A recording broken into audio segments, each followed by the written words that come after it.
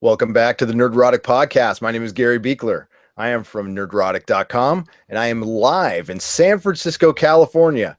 And we're close to the 4th of July, so you may hear explosions in the background. It's not World War III. It's just another day in San Francisco, and it just happens to be close to the 4th of July. And I am with my co-host and best buddy down in San Diego, California, Dennis Bethalkis. What is up?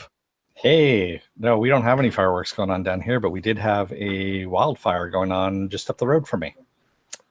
This is the time of year where San Diego burns. You got the next 3 months batten down the hatches. That shit catches on fire down there. The funny thing about Dennis and I is he is from San Francisco and lives in San Diego, and I am from San Diego and I live in San Francisco. We just kind of swapped. Yeah, it's kind of weird how it worked out. But we are here to not talk about our living arrangements. We're here to talk about Preacher on the great AMC and season 2, episode 3, Damsels. And we have our favorite trio, which, you know, you could start every episode like you're starting a joke. A preacher, a vampire, and a bad girlfriend walk into or in New Orleans or whatever. And they even mention that in the in the show. They go, "Hey, aren't you the preacher who walks into a bar?" And they're looking for God. God likes jazz, which really would explain a lot how I feel. And one song in particular. And one song in particular, which is Go to the Peak or something like that. Or did you write it down, Dennis? I did not write it down. To tell you the truth, that's the one thing I didn't write down. Wow. It's Walk to the Peak, and you know what? I don't like jazz, and I don't care. And we had a commenter saying he loves jazz. Hey, that's cool that you love jazz. I don't. And I agree with Tulip 100%. It sounds like cats screwing at an airport. Under an ice cream truck. Under an ice cream truck. So, God, I love her. But the episode starts out, we get a different origin for Arsface. And it's pretty fucked up. It's actually more fucked up than the comic book version. If you don't know the comic book version, it's basically Arsface was a loser, still the sheriff's son, total freaking loser, you know, lazy. His father was super disappointed in him, and he worshipped Kurt Cobain, and his friend named Pube talked him into killing himself like Kurt, and basically Pube blew the back of his head off, and Arsface blew his face off. So the only parallel is, and this is where it gets more fucked up, and I did not catch that girl's name. Sorry. Tracy Loach is her name. Yeah, Tracy is calling for Eugene to come over, and he's the friend zone friend, and he's going over there, and she's, you know, got her suicide note written, and it was all over some dude. But she had some great demands, like her brothers I want you to keep my room as it is, as a shrine to me, and you can never let my brothers into it, which is hilarious. Mm-hmm. And Eugene, being the friend zone friend that he is, talks her out of it, and, you know, being a good Christian, mentions God, and you know, when God opens or closes a door, he opens a window or something like that, which is kind of funny what happens later. And talks her out of it. So she puts the shotgun down. She had a big old shotgun to the top of her head, which was very accurate what happened. So you're all nervous because you know what's going to happen. And then, you know, you get that moment of, she didn't do it. And then Eugene gives her a little peck on the cheek, and on the mouth. On the mouth. Kisses her on the lips, and it grosses her out so much, and she's so it knocks her back into suicide mode because she's a very selfish girl, and blows the top of her head off. And he tries to knock the gun out of her, you know, I didn't catch that. Okay. Yeah, he knocked it up, and she just blows the top, just like, but enough to she scalps herself, and that dude, I don't know about you, man, but I'm squeamish. Okay. And I know I watch a lot. I watch Ash vs. Evil Dead and Walking Dead and Fear the Walking Dead. And, you know, every Friday the 13th movie ever made, Freddy Krueger movies. I watch them, but I get grossed out. I have to cover my eyes and stuff. And dude, this was a bad scene. When he's scooping her brains. He's all, you know, because he sees her blink, right? And he's all, yeah. it's gonna be okay, and he's like trying to scoop the brains in, and back in. He's trying to get back in. See, for me, I think because I've watched the first 3 episodes of Blood Drive, which is really disgusting, I kind of got desensitized to it. So had to work in Blood Drive, did you?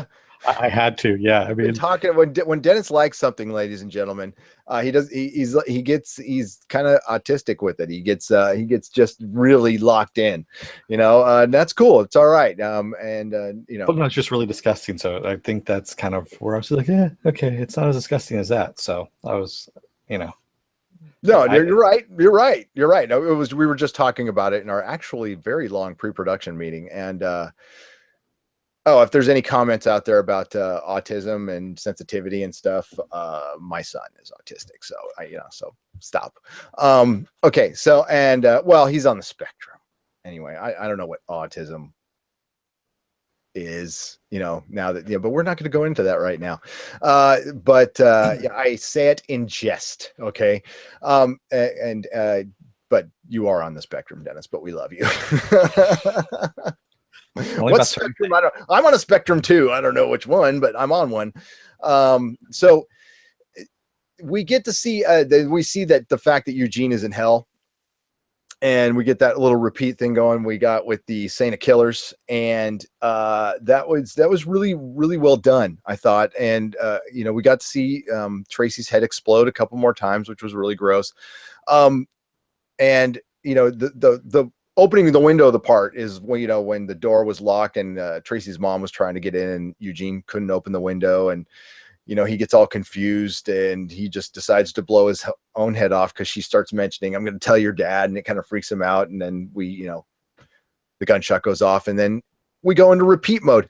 But then was it did we go to credits? No, then we get to see Eugene kind of out of his hell loop and in a cell, right? Yeah, because his the emitter in hell, I guess they have little emitters that just play your most hellish moment over and over again, and it was sputtering and going out. So we had a guard that walked in and basically said his number and said, "We have a problem there." And then she says, "Don't move," closes the door and walks back out. And that's when we go to credits.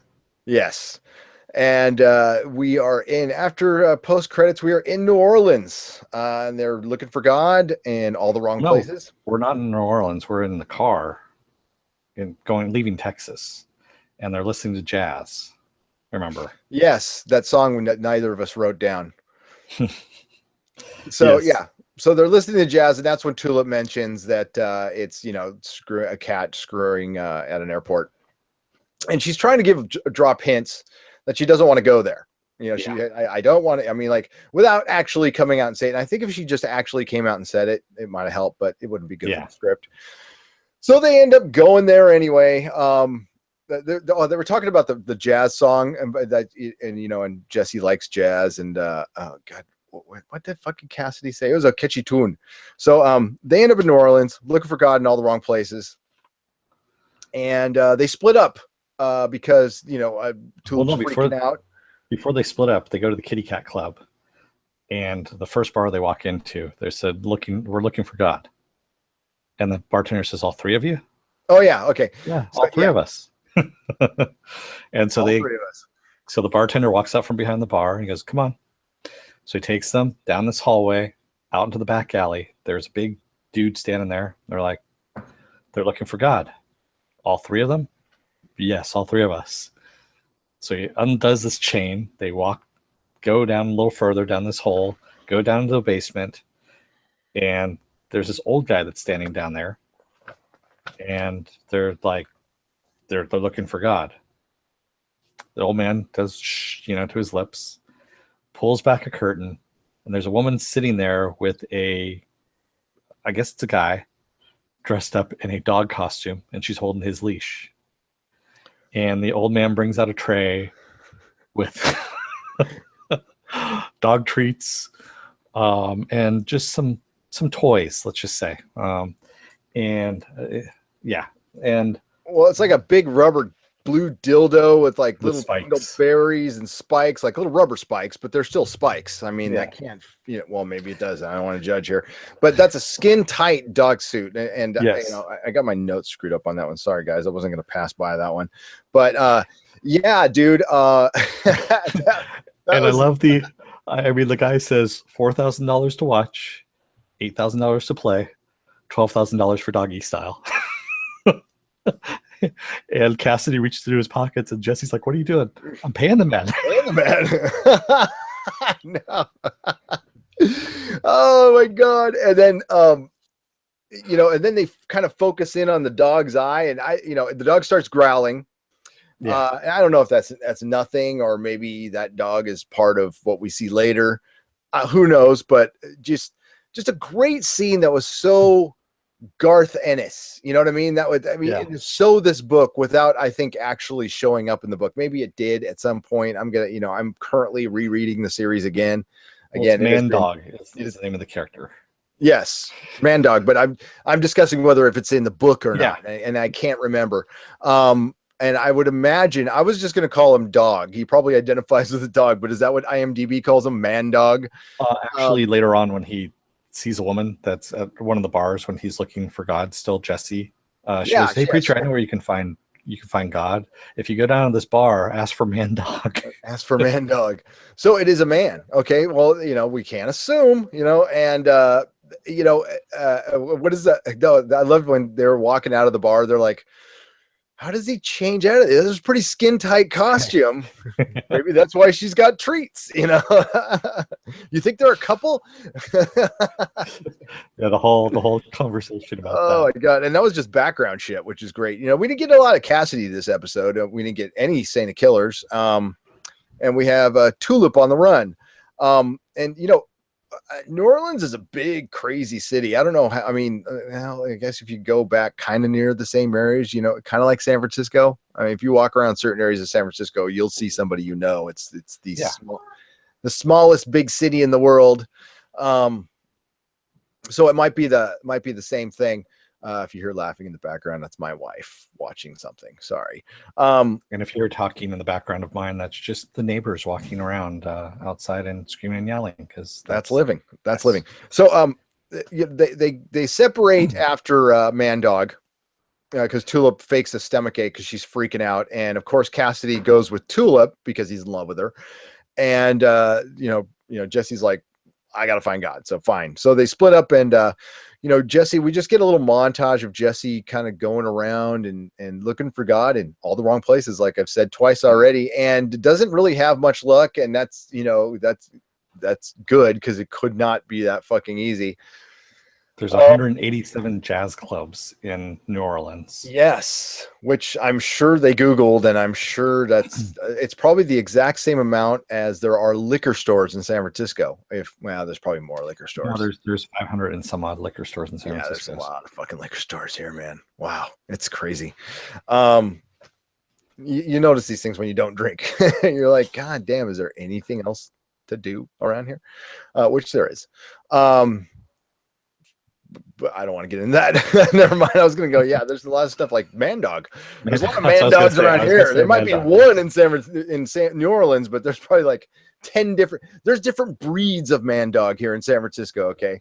They got no corner in the market of weird down there. And then, it's kind of a lull in the episode. And we'll stick with Jesse's character right now, and he gets, like his last bar, he's fallen asleep, and one of the bartenders tells him, to get lost, and Jesse asks one more time, "Have you seen God?" And he says, first, get out, and then he's all, "Well, talk to a girl named Laura. She's the singer down at whatever bar." So they go down and find the singer. And by the way, I'm gonna stop you here. The bartender at the Sugarfoot is where he's at, is actually played by a character. He's an actor who's in another NBC series called Timeless. He's actually the pilot, Rufus. And this is one of those things we're going to point out, that when Dennis likes something, he likes something, and he likes him some Timeless. Yes, he's been rooting for the show. I think he is personally responsible for it actually getting a second season. I went back in time and actually had them uncancel it. You are the guy. You know, you just went back in time and watched it a bunch of times as different people. Yes. And yeah, so there you go. You know, and then he goes and it was a weird exchange between the singer and the guy with the American flag, and you know, that was a whole setup, though. I'm getting ahead of myself there. Yeah, you are. So okay, so like, but it was still it was a setup. But Lewis, I mean, like that was a weird. Oh, do you think he was okay? Do you think he was part of the setup? Yeah. Well, the bartender, but no, the guy she was hitting on. Yeah, I think he was part of it too, because he walks out, and once Laura, and what she says to Lewis is, I'll take you back to my dressing room if you can tell me what the capital of Florida is. And he goes, yeah, well, she asked him if he's a patriot because he's got an American flag. It was just a weird exchange, you know, and maybe that was part of the setup, but I didn't catch that connection at first. Maybe upon my second viewing I will, but it was weird. And he got it right, by the way, and that's what Jesse you know, she could have just hit on him straight away. I don't know, but she talks to Jesse. Jesse brings up the fact that, you know, she might know where God is, and yeah, it turns out it's a big ruse. So Jesse follows her.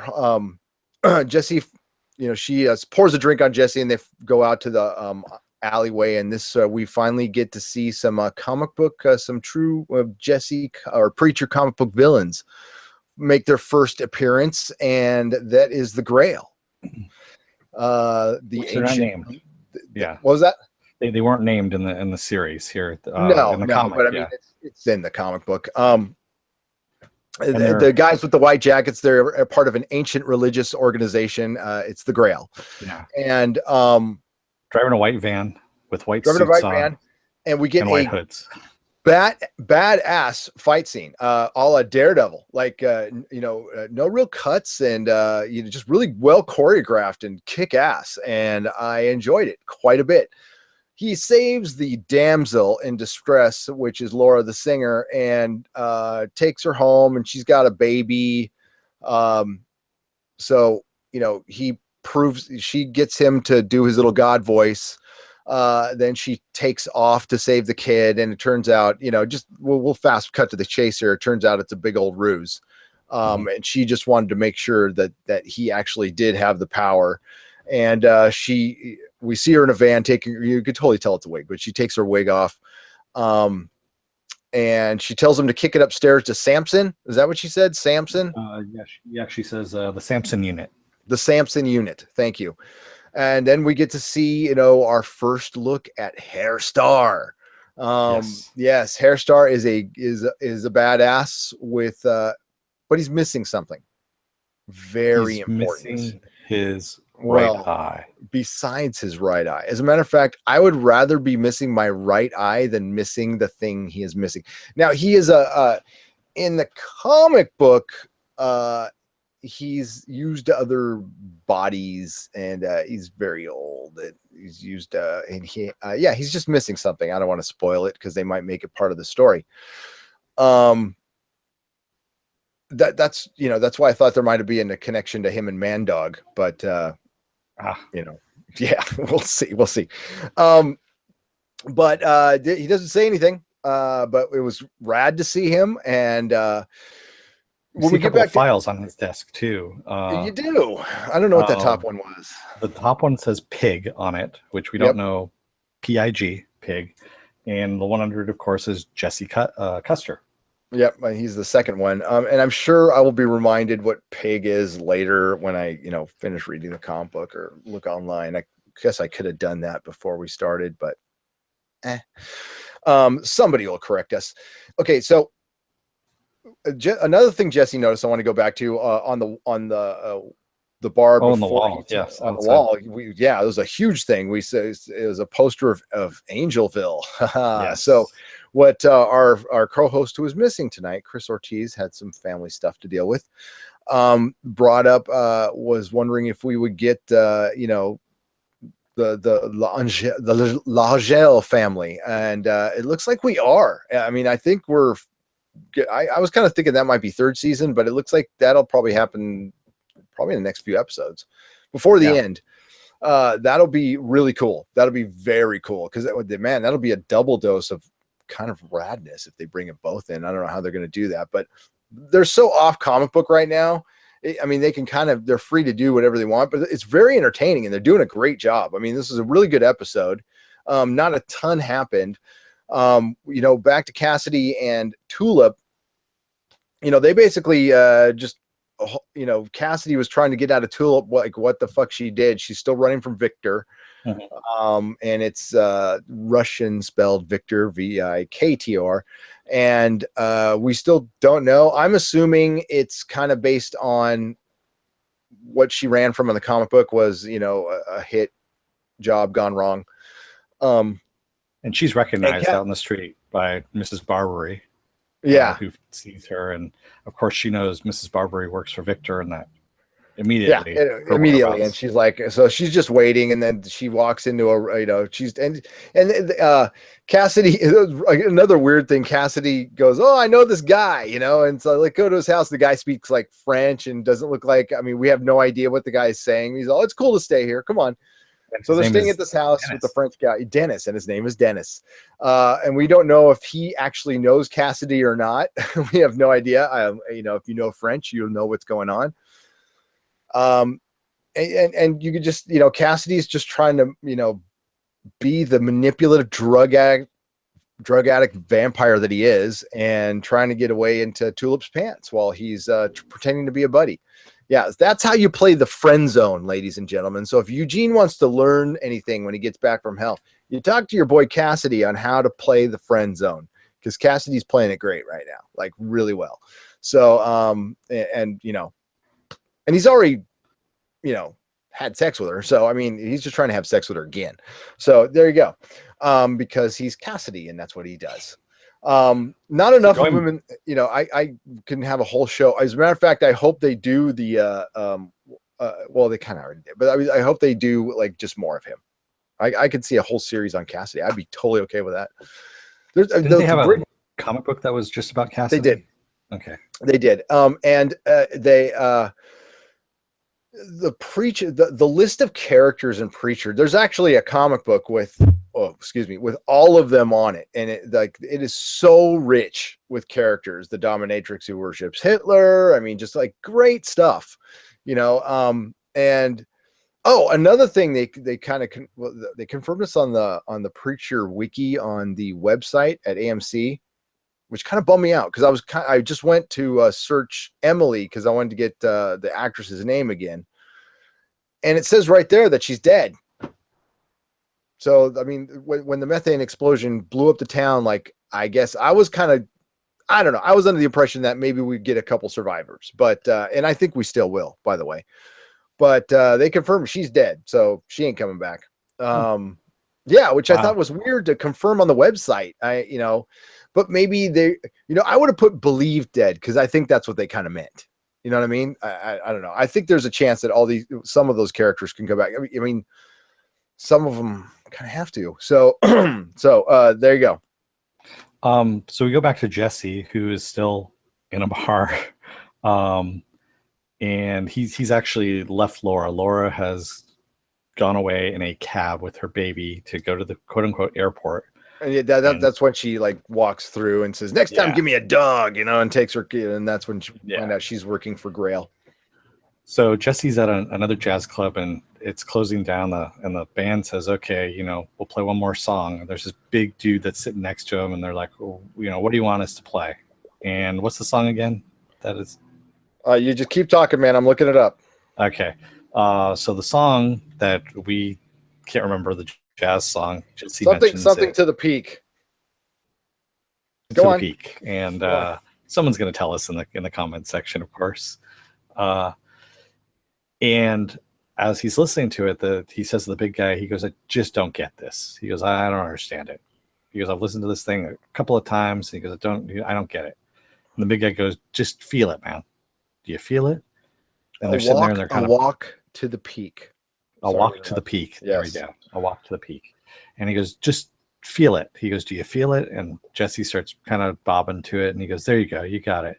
He goes, it's the end of the world, man. Now we know why he likes this song, and probably why he's on Earth is because we probably have the apocalypse coming. Yes, and only God could understand jazz, or pretend he does. I have no idea. Walk to the Peak is the example of everything I hate about it. So, and please save it. Okay, I understand. I actually am a musician. I understand. I just don't like it. It's screechy to my ears, and just the whole melodic, yeah, I know there's a science and a sweetness to it that I don't care about at all. But doesn't mean that if you like it, I don't like you. Okay, it's you could like what you like. So that, we cut to the chase on that one. So we've got an apocalypse coming, which is no surprise, really, since God bailed out of heaven because, well, have they really explained why he bailed out of heaven? Because there is a reason. Really. Okay, yeah, I don't want to spoil it. There's definitely a reason that he's on the run, and it might not be what you think it is. Him walking the earth is very interesting. I think it's really interesting, especially considering what he's actually running from. So those of you who've read the comic book know what I'm talking about. I'm not going to spoil it for the TV people. So we have sorry. Go on. Go ahead. And I was just going back to Tulip, and Tulip has walked out of the house. She actually had talked to Jesse. She broke him out of his little hypnotic trance looking at that Angelville poster. And she's gone over to a laundromat, the Blackwash laundromat. And she offers this guy, she wants to get some change for the 100 that she has. And the guy only has a 5, so she takes it and gives him the 100. Gets change, and as she's popping change into, I think the cigarette machine is what she's doing. I think this was a cigarette machine. I didn't really catch that. You hear all these vans pulling up, and all you just see is her face. And you see the light from behind. And the scruff guy says, everybody out. Everyone leaves, and you see all these guys start coming in. And she finally puts in her money, gets whatever it is that she's getting out of the machine, and turns around, and there's this dude, Guido-looking dude with a ponytail, who calls up on the phone and says, Victor, we've got her. Yeah, and it was a really drawn out scene. God, it's going off. Yeah. In my hood right now, dude. It was drawn out scene, and they better deliver on this Victor thing, because it's, it's a tad boring me. Okay, yeah. I so far love the series. All right, love every episode. Just not really into the Victor thing. So I mean, like, hopefully they make it like gonzo and crazy, and I'm sure they will.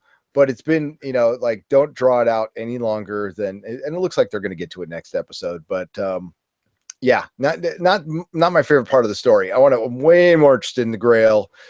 And they still seem like they're finding their way. I was kind of hoping, and I still think it might be the case, like this is all going to be road trip. Like this, the first one's called All the Road, and that's basically what happens. There's a lot of road tripping in the comic, and there's other things too. And if they're going to get to Angelville, there's certain things that need to happen. Even though they have gone off comic book, they're hitting the major beats, and I just hope they don't stick with this Victor thing. So, but Tulip is such a interesting character and great character, and she's gonna I'm looking forward to her arc, even if it just basically mimics just a little bit what's in the comics. It's gonna be epic, and you're gonna love it. So speaking of characters, we go back to hell at the end here. Yes, and we see Arsface, Eugene, in his cell, in the door, or the door's unlocked. Yeah, door, walks out and just says hello, because it's just empty hallway all the way down either side. Yep. One with a German accent, say hello. Hello. And the door opens up and out walks Adolf Hitler. Fucking Hitler's in hell. Who'd have thunk? And he's played by Noah Taylor, and this is maybe it's more than 2. This is his second time playing Hitler. He played Hitler in Max. So hilarious that you got a guy who's willing to play Hitler twice. And production meeting, I'm like, I think he played Hitler. We looked it up, and we looked it up. He had. Yes, and we also, he's also from Game of Thrones, and he cut Jaime Lannister's hand off. Okay, so good episode, not a great episode. These episodes are necessary. I sometimes will get a little critical, especially when, this isn't, I prefer this kind of TV where it's one story. I don't like episodes. I'm not really a big fan of just the one-off episodes. I like shorter seasons and just a big story arc. I think it's the future of TV. I think it's the future of movies. I think it's, it's better storytelling. It's more sophisticated storytelling. But that's when I become a little more critical of like filler episodes or filler moments. Especially with the kick-ass way this season started was, and actually the episode started crazy, effing crazy. So we, the first 2 episodes we get crazy fucking gun battles. We've had a head explode in the first minute or 2 of each episode. Okay. And then it kind of quiets down at the end, especially with this Victor stuff, and that feels drawn out to me. How many episodes? Is it 12 this season, or I think it's 10 or 12? I can't remember. 10 or 12. We'll look it up and find out. You can't really afford that too much. But I'm looking forward to next episode. I am very we didn't, we didn't have the Saint of Killers, and honestly, what's he do? He just kills with an awesome gun, and everyone, but in a really kick-ass way. So I want to, before we take off here, I'm gonna read a few comments from our last couple podcasts that I thought were poignant. And I thought, also with him using the voice a couple of times, that Santa Killers would pop up, because usually when he uses the voice, that's what the Santa Killers tones in on and comes hunting for him. But he didn't, which was kind of odd. Well, he might be on his way. I mean, the man is walking, and this is what the first comment is actually going to be about. I made a couple of comments like, dude, get into a car, ride a fucking horse. But I mean, his thing is walking. That's what it is. And Katra makes a great point. Oh no, sorry, Katra. You also made a great point, Katra. Since I started, episode was freaking awesome. Love the cinematography. When you guys stated it was boring, I was about to dislike. LOL. Did we say it was boring? I did. It was boring. I did. The first episode was boring. Who said that? Okay, because we were joking about it in the beginning. That's why. Okay, there you go. So never mind. We're idiots. We remember when we started the first podcast, we're like, it sucked. Oh yeah. Yeah. No, we fucking loved it. And finally, I forgot my own joke. There we go. So, okay, here we go. Ido Alder is in the comic. The Saint of Killers walks across the ocean to France by walking on the bottom of the sea. Good point. That's the thing. He's a fucking god. He doesn't need to get into a car. He's not in a hurry. His prey will be there. He's on a different plane of existence. So yeah, he just fucking walks. And just like in Pirates of the Caribbean, they walk on the bottom. That's fucking awesome, by the way. And Jeff Douglas was the one who said there's nothing wrong with jazz. I disagree. But that's okay. That's why we can live in this. Dennis and I disagree on pretty much everything. So, but except for Preacher and Ash versus Evil Dead. Yeah. And let's go to our episode 2 comments, because they did this back-to-back thing, which kind of really threw, but that's okay. That's okay. That's why it's really hard for us to do recaps on Netflix stuff, because it drops all the time, and I really prefer to do the recaps. And we'll be way more professional soon. By the way, we're we're a mom and pop shop here, so we do this in our free time, and we're glad you're watching. We love doing this. This is a lot of fun. Dude, Cassidy was in the show you liked from the UK, The Misfits. That wasn't me. You like The Misfits? I never saw The Misfits.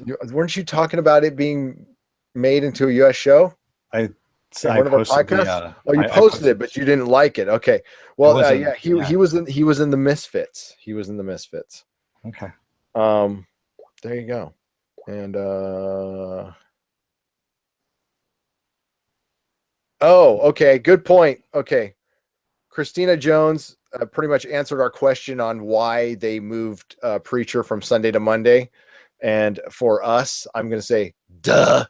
You're absolutely right. And Christina Jones, you are a winner of a $20 Amazon gift card.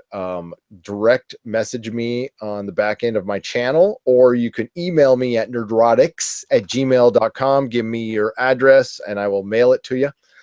You're also in the drawing for our grand prize, which I can't reach right now. It is a Steve Dillon signed copy of Preacher #1. Wow. First print, mint condition. I had him sign it myself. I was there, met the man. May he rest in peace. We failed to mention that he passed away not too long ago. Total bummer. He was a good friend of one. I only met him a couple times, but one of my best friends was really good friends with him, and said he was just nothing but a good guy. Okay, so Christina Jones, running for you are. What was that? That's a good prize to be in the running for. Yeah. Do you want to put your name in?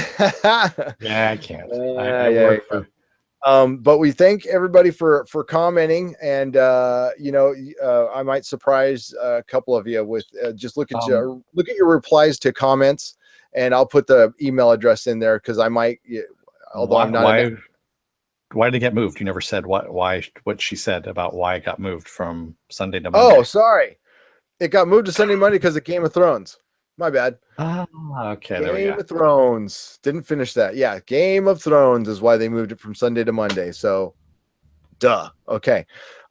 Yeah. So, Dennis, any final words on the podcast or for the show? Nothing. Actually, let's take care of some business. How we can find all of our stuff before we go to the final comments there. You can find us on our webpage, nerdrotics.com. You can find us on Facebook at facebook.com/nerdrotics, or you can actually just search for us Nerdrotic channel. You can also find us on YouTube, the Nerdrotic channel. You can also find us on YouTube. I just said YouTube.